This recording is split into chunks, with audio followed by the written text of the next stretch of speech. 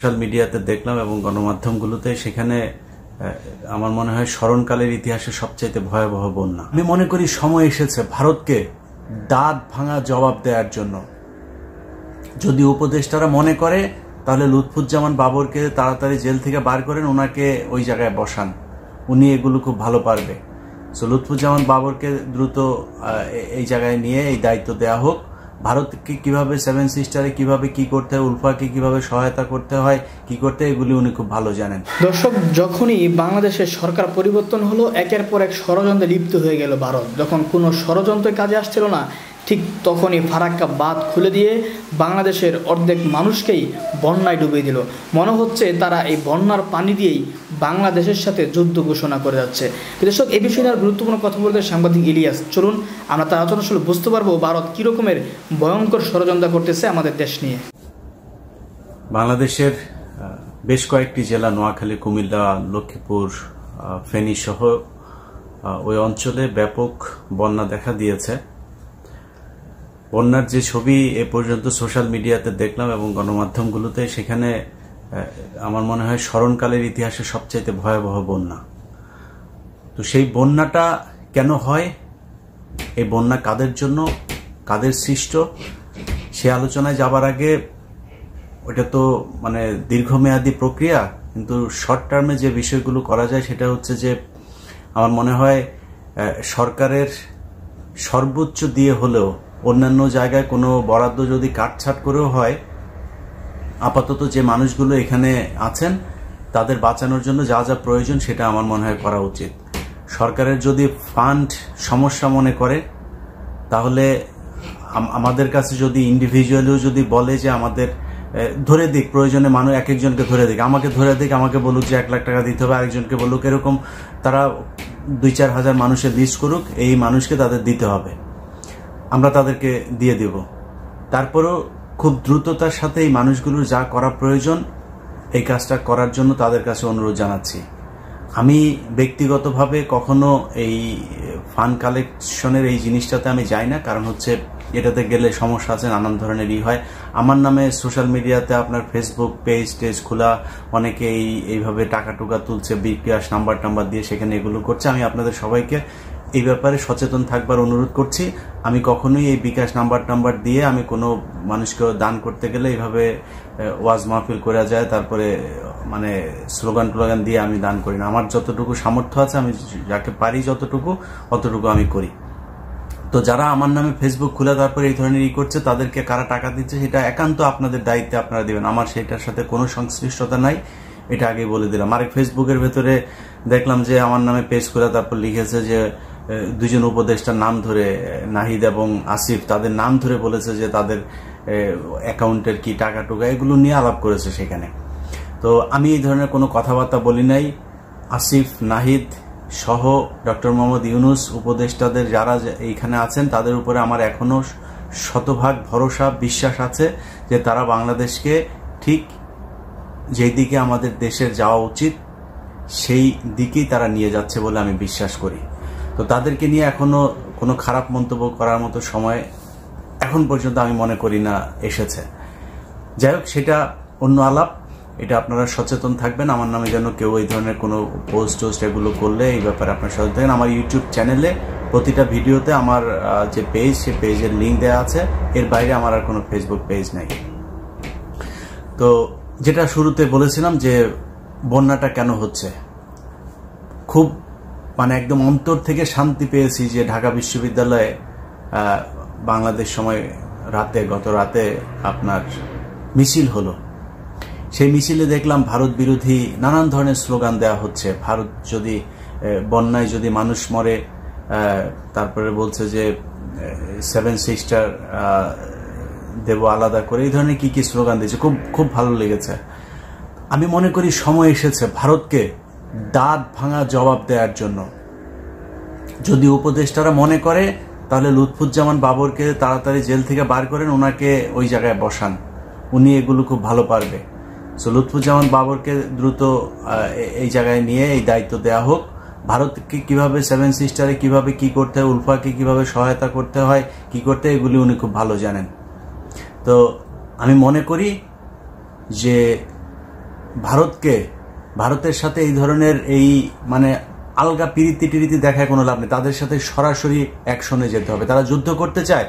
এই ছাত্র আন্দোলনে আপনারা দেখেছেন, আমি নিজেও এই গত 15 বছরে অত্যন্ত হতাশাগ্রস্ত হয়ে তারপরে বিভিন্ন সময় বলেছি যে আমরা কিসের বীরের জাতি, আমরা আসলে বীরের জাতি না, আমাদের সাহস নাই। ছাত্ররা আমার সেই ধারণাকে ভুল করে দিয়েছে।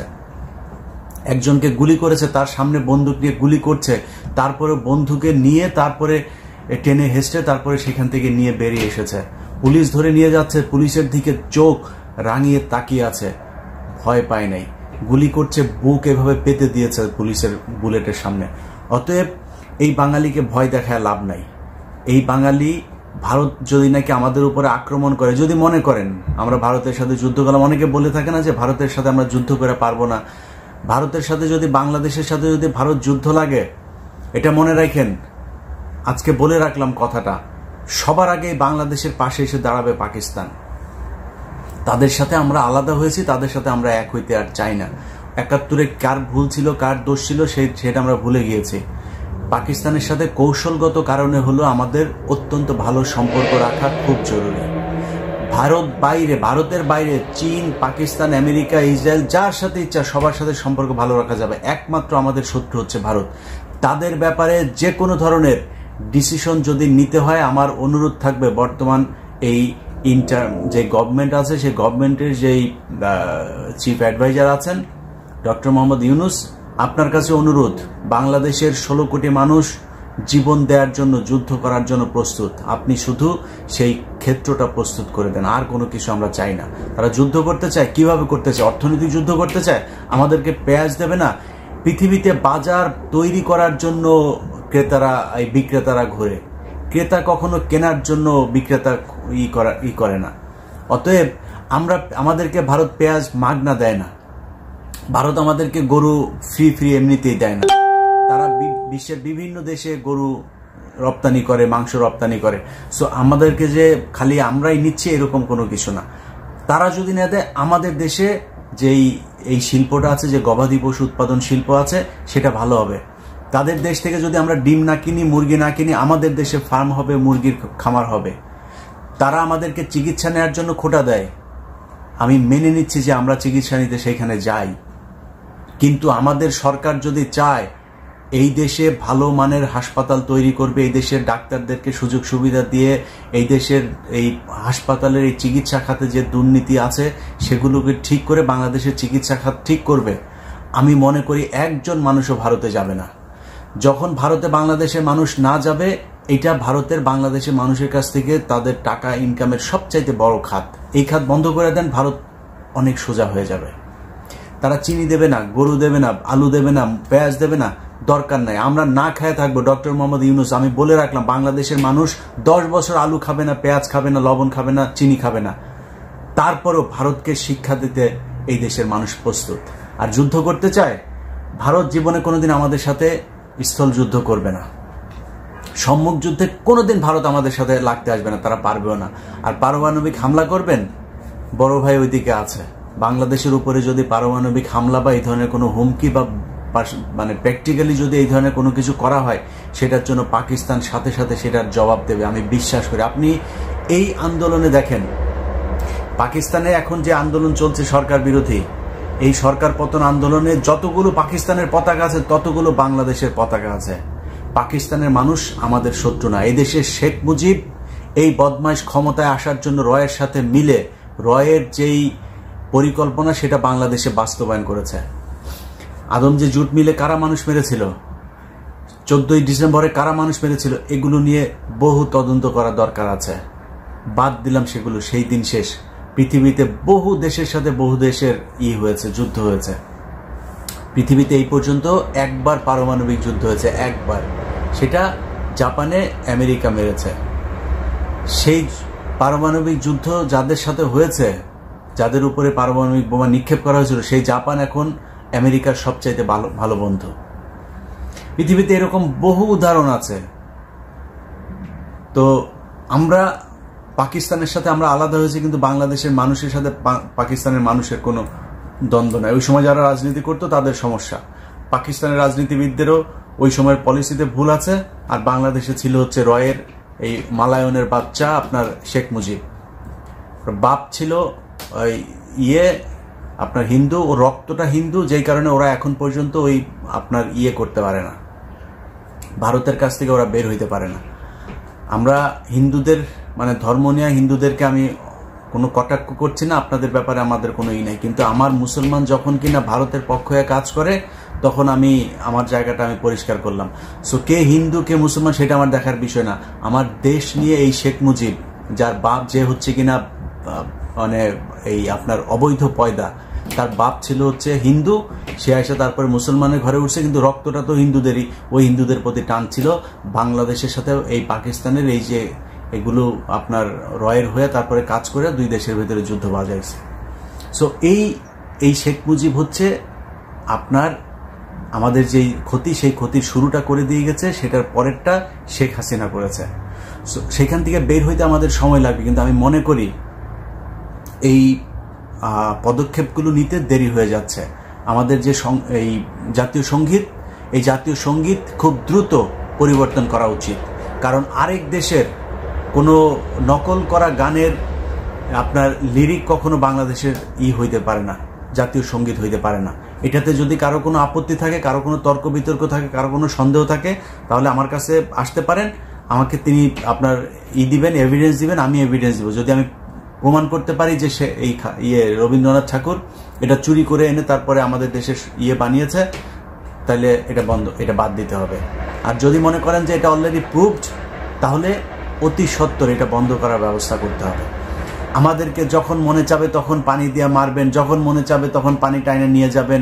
আপনার এই ফেনী নদী থেকে আপনার পানি নিয়ে যায় তারা আপনার গ্রীষ্মকালে, আবার এখন বর্ষাকালে তারা আমাদের এখানে পানি ঢেলে দিচ্ছে। অতএব তাদের এটা চলতে দেওয়া যাবে না। যদি প্রয়োজন হয় তিস্তায়, তারা তো ওইদিকে ফারাক্কা বাঁধ খুলে দেয়, তো সো তিস্তায় যদি প্রয়োজন হয়, চায়না আমাদের যে প্রকল্পে করতে চাচ্ছে, প্রয়োজনে চায়নার কাছ থেকে আমরা সহযোগিতা নেব। আমি আগেই বলেছি, ভারতের হাত থেকে বাঁচতে হলে পৃথিবীর ইসরায়েলের কাছে যেও যদি বাংলাদেশের মানুষের সহায়তা নিতে হয়, আমার কোনো সমস্যা নাই। এরা হচ্ছে আমাদের শত্রু, আমাদের কোনো অন্য আর কোনো শত্রু নাই। অতএব যদি চীনের কাছে যাইতে হয়, তাহলে আমি মনে করি বর্তমান সরকারের চীন তো অলরেডি আমাদেরকে প্রপোজাল দিয়েই রেখেছে। সো তাদের সাথে সেই চুক্তি করেন, করে তারপরে আমাদের এই করেন, এটার প্রকল্প বাস্তবায়নের ব্যবস্থা শুরু করেন।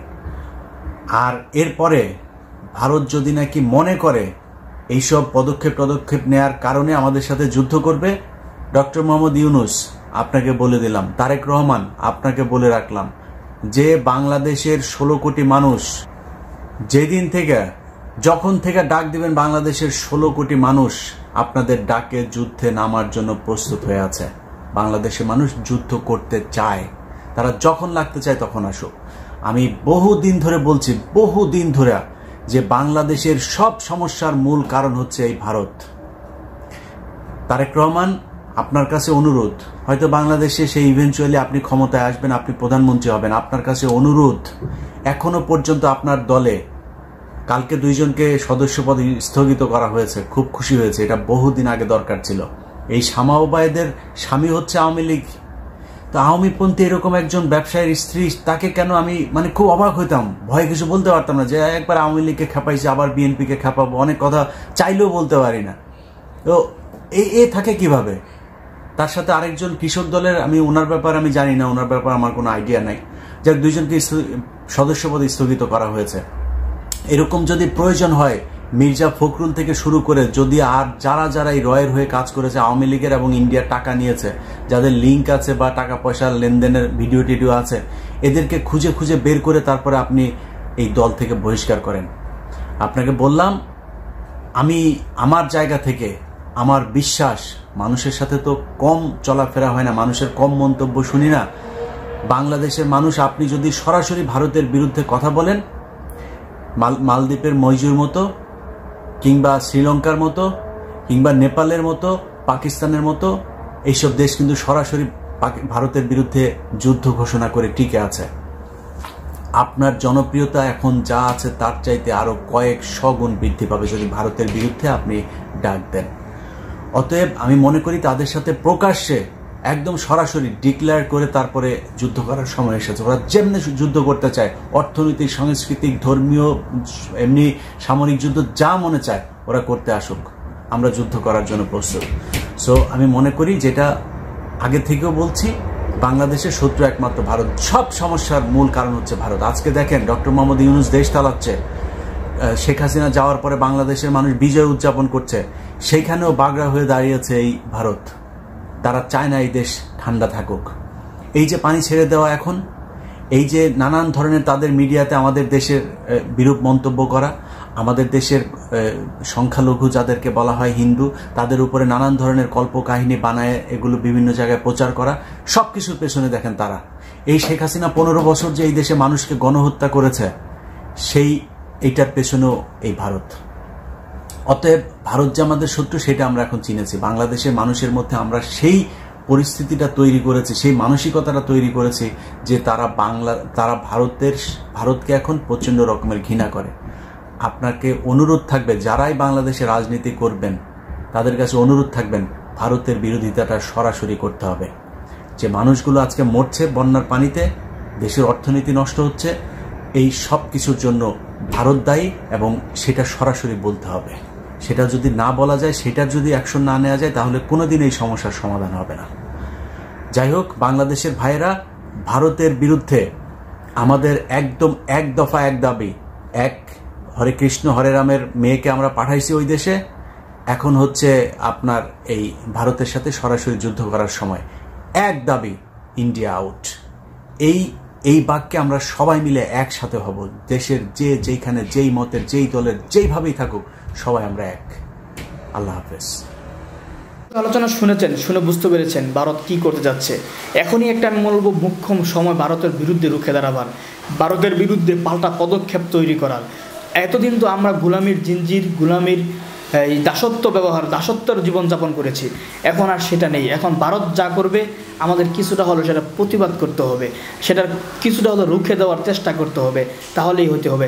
যেমনিভাবে সাংবাদিক ইলিয়াস বলেছেন, ভারতের 7 স্টার অতি গুরুত্বপূর্ণ একটা জায়গা, এই জায়গায় হাত দিতে হবে এবং বিশৃঙ্খলা বাজিয়ে দিয়ে এমন সৃষ্টি করতে হবে যাতে করে আমার মনে হয় বাংলাদেশের অর্থনীতি এবং বাংলাদেশের বাজারের একটা অর্থায়ন সেই 7 সিস্টারের জন্য বরাদ্দ করা উচিত এবং বরাদ্দ করতে হবে, যাতে করে ভারতকে সবসময় চাপে এবং ভারতকেও সবসময় বিপদে রাখার একটা চেষ্টা করতে হবে। ভারত যেমনিভাবে বন্যার পানি দিয়ে আমাদেরকে বিপদে, আমাদের হাজার হাজার মানুষকে ভাসিয়ে দিচ্ছে, আমাদের মানুষের ঘরবাড়ি ভাসিয়ে দিচ্ছে, ঠিক ভারতের বিরুদ্ধে আমাদের পাল্টা পদক্ষেপ নিতে হবে।